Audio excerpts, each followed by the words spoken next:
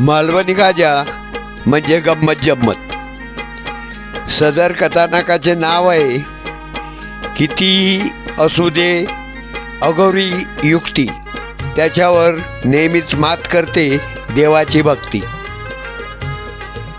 माझा 4 नंबरचा मामा सत्यवान मामा, त्याने कायम शेती केली। त्याला मोठे मोठे बैल व झुंजीचा पाडा बाळगायची मोठी हौस होती। मामाकडे बैलगाडी होती। 1980च्या दशकात कोल्हापूर आजऱ्यावरना 70,000 रुपयांची देसुरी बैलजोडी मामाने आणली होती। त्यावेळी पंचक्रोशीत हा चर्चेचा विषय ठरला होता। मामाकडे एक झुंजीचा पाडा होता। पांढरा कापसासारखा सफेद रंग, त्याची उभी शिंगे होती, एकदम गायत्री जनावर। मामाची मुले त्याच्या अंगावर खेळायची, पण कधी म्हणून त्याने शिंगे हलवली नाहीत। असा पाडा मी आजपर्यंत पाहिला नाही। उंचीला फारच कमी, पण त्याची लांबी फार होती। गेली 2 वर्ष गावची प्रतिष्ठेची बैलाची झुंज तो जिंकत होता।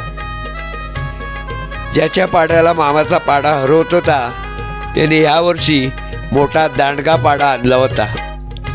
त्याला कायम वाडीत बांधून ठेवला होता। त्याला पेंट, चणे, कांदे खायला घालून एकदम तामसी बनविला होता। त्याचे लाल रक्तासारखे डोळे बघून सगळे म्हणायचे, यावर्षी सत्यवानाच्या पाड्याचा काय खरा नाही। मळ्यात दोन्ही पाड्यांची झुंज लावल्याने भरपूर माणसांची गर्दी होती।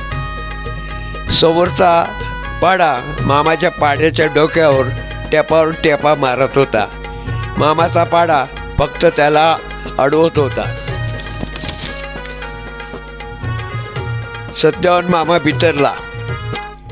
तो इन्या मामाला म्हणाला, पळत पळत घरात जा आणि ऐक सांग, आपलो पाडो मार खाता, पण समोरच्या पाड्याक काय मारित नाही। इन्या मामा धावत धावत आला व आजीला म्हणाला, हे जिजाबाई, आपलो पाडो मार खाता, पण समोरच्या पाड्याक काय मारित नाही। आजी म्हणाली, जा तू, मी काय तर बघतोय। मामाच्या वाड्याच्या वरच्या अंगाला 2 मिनिटावर दत्तगुरूंचे मंदिर आहे। माझे आजोबा, आजी, मामा, मामी, मावश्या सर्व दत्तगुरूंचे निश्चिम सेवक। याच बागवे खानदानात सिद्धपुरुष परमपूज्य बागवे महाराज होऊन गेले। आज त्यांची समाधी देवळाच्या बाजूला आहे। आजी देवळात गेली, घंटा वाजवली व म्हणाली, दत्त महाराजांनो, ही काय इडापिडा असा, काय काळीट असात, तर तुम्ही दूर करा।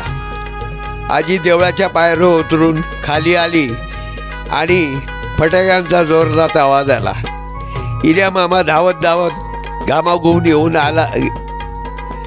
आला व मामाला आजीला म्हणाला, जिजाबाई, आपल्या त्या पाड्याक मार मारल्यात मी त्याच्या घरात पिटवून लावल्या।